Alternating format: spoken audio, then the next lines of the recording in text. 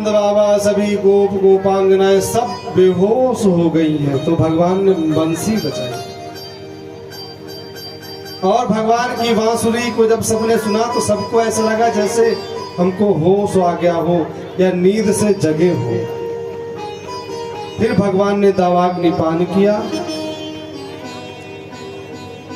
और गोपियां मैया कात्यायनी का पूजन करती हैं और भगवान का चिंतन करती हैं।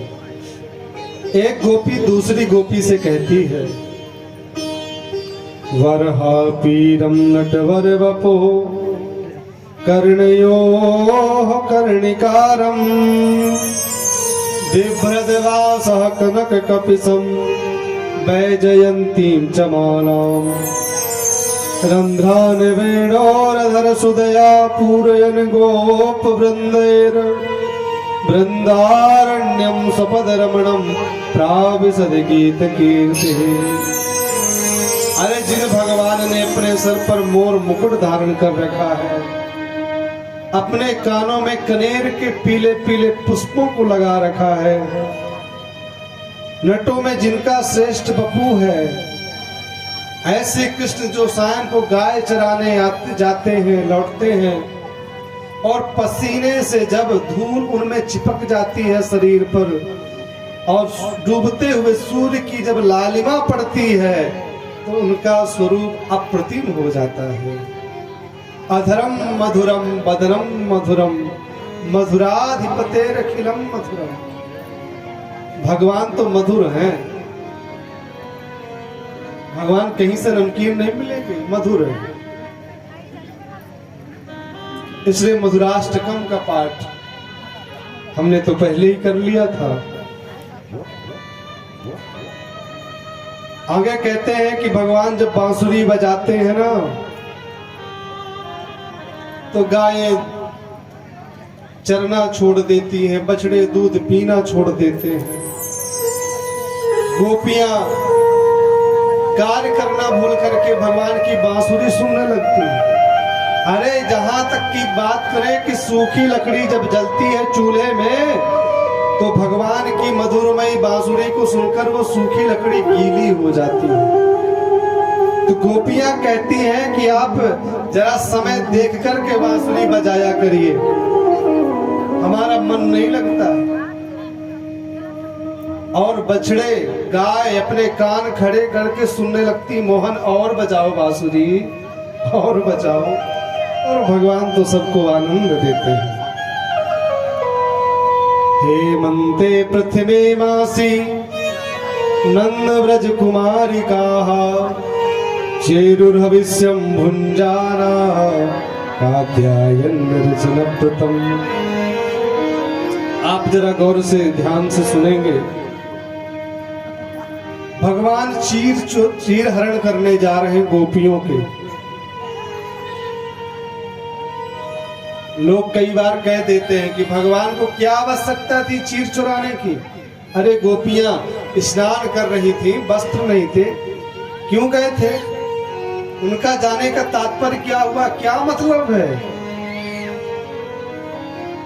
हे परीक्षित, जिस समय मेरे गोविंद गए थे ना, मेरे भगवान 6 वर्ष के थे और गोपियां 16 वर्ष से लेकर उनकी ज्यादा आयु थी। उनका नियम था कि वो सुबह 4 बजे जाकर स्नान करती कार्तिक के महीने में, लेकिन जल में जब प्रवेश करती थी तो वस्त्र नहीं धारण करती। बस यही अपराध था उनका। भगवान ने कई बार समझाया, गोपियां नहीं मानी। भगवान ने कहा कुछ नहीं, प्रैक्टिकल करवाना पड़ेगा। भगवान गए और गोपियों के वस्त्रों को लेकर के भगवान कदम्ब के वृक्ष पर चढ़कर बैठ गए। गोपियां आई, गोपियों ने देखा कि वस्त्र नहीं है, ऊपर देखा तो किसी की साड़ी, किसी की चुन्नी, किसी का दुपट्टा लटक रहा है। अरे लाला तुम ये क्या कर रहे हो? भगवान ने कहा मैं तुमको मना किया था ना कि वस्त्रों बिना वस्त्र के कभी जल में प्रवेश नहीं करना, पर तुम लोग नहीं मानते। आओ अपने अपने वस्त्र ले जाओ। अरे लाला आज के बाद गलती नहीं करूंगी, आज तो वस्त्र दे दो। भगवान ने कहा मैं नहीं दूंगा, आओ ले जाओ। एक एक करके गोपियां आई और लेकर के चली गई। विचार करिए, आज कलयुग चल रहा है।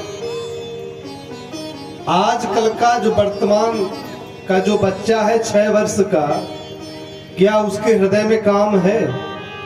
जरा विचार करिए। आज का 6 वर्ष का बच्चा, क्या उसके हृदय में काम है? नहीं है। उनको इस सब चीजों से मतलब नहीं है। वो तो जब बड़ा होता है तब जानता है। संत कहते हैं कि भगवान ने अज्ञान रूपी वस्त्रों का हरण किया और ज्ञान रूपी वस्त्र प्रदान कर दिए। यही सार है कथा का। माता कात्यायनी का पूजन कर रही थी और भगवान ने कहा चिंता न करो, समय आने पर मैं तुम सबके संग रास रचाऊंगा और हाँ मैं तुम्हें पति के रूप में प्राप्त भी होऊंगा। अभी जब भगवान का विवाह होगा तो आपको कल ये कथा सुनाई जाएगी, लेकिन कल व्यस्तता ज्यादा है, इसलिए कथा को भी बहुत समय से करना पड़ेगा। कल यहाँ से तिलकोत्सव हो जाएगा तिलक के लिए, तो अब तो लगभग 6:30 से ज्यादा हो रहा है। इस समय तक आरती हो जानी चाहिए, तो कल हम लोग 3 बजे से कथा में बैठ जाएंगे, बल्कि थोड़ा उसके पहले ही, ताकि समय से कथा विश्राम दे सकें। तो भगवान ने कहा कि चिंता ना करो, मैं आऊंगा दर्शन देने और तुम सब रास भी रचाऊंगा और तुम्हें पति के रूप में प्राप्त भी होगा। एक बहुत सुंदर मंत्र मैं आपको बता रहा हूं। जो भी बेटियों का विवाह नहीं हो पा रहा है किसी भी कारणवश, तो बड़े भाव से कार्तिक महीने में बढ़िया सुंदर स्नान आदि करके इस श्लोक का पाठ करें और जो गुड़हल का फूल होता है उसको मैया दुर्गा को चढ़ाए। मंत्र क्या है? कात्यायनी महामाये महायोगिन्यधीश्वरी नंद गोप सुतम देवी पतिम में कुरुते नमः। इस मंत्र का जाप करें और मैया का पूजन करें, मैया तुरंत आशीर्वाद देंगे, तो बढ़िया सुंदर घर और सुंदर वर प्राप्त हो जाए। आइए अब हम आज की जो मुख्य कथा है गोवर्धन लीला कथा में चले। सामने सब तैयारियां हो ही चुकी हैं, तो आइए हम गोवर्धन नाथ की यात्रा की ओर चलते हैं। बोले भक्तवत्सल भगवान की जय हो। छटा तेरी 3 लोक से न्यारी है गोवर्धन महारानी। 3 लोक से न्यारी है गोवर्धन महाराज, हमारे प्रभु गोवर्धन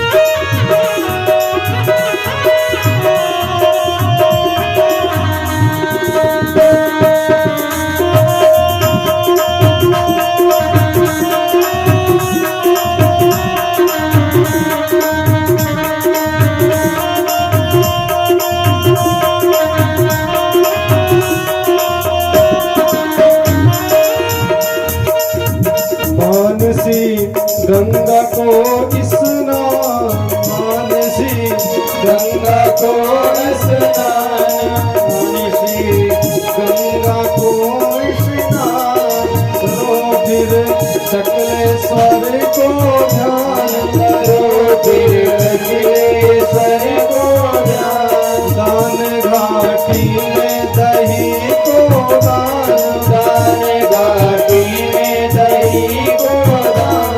गुरु परिक्रमा की तैयारी है, गोवर्धन महाराज सदामय गंगा की तैयारी है, गोवर्धन महाराज दीन लोक से नारी है, गोवर्धन महाराज। तो आइए अब हम पावन गोवर्धन जी कथा सुनते हैं। 15 मिनट का समय और लेंगे बस। भक्त वत्सल भगवान की जय।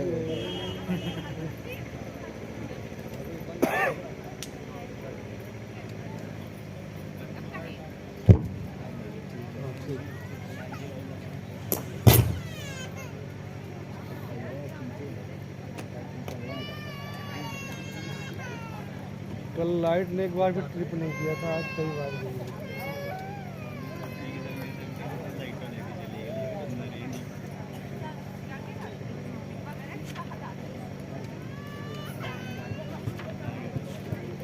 गोवर्धन पूजा के बढ़िया गीत निकाल लीजिए। गोवर्धन महाराज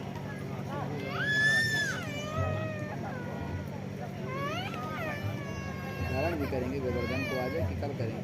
आज ही तो मत पर गिर पर ली में बाहर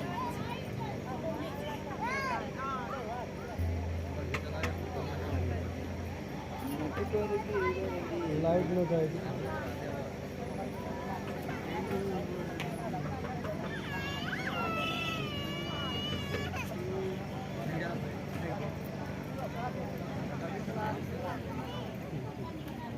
इसको भी नक पर गिर पर ली लास्ट में सीधा देव आई थे। सीधा देव आई थे अपने पूजन चलता रहा की बात हुई थी। आज झुकने की बात आपसे हुई थी ना, सच्ची बताइए बोले थे। वैसे भी 3 बजे से बैठना है, बल्कि और पहले बैठ जाएंगे 2 ही बजे। 3 बजे महाराज जी बैठ जाएंगे। 2 ही दिन में उब गया यार, एक दिन में यार। आज हाथ पाँव बांध लेते हैं।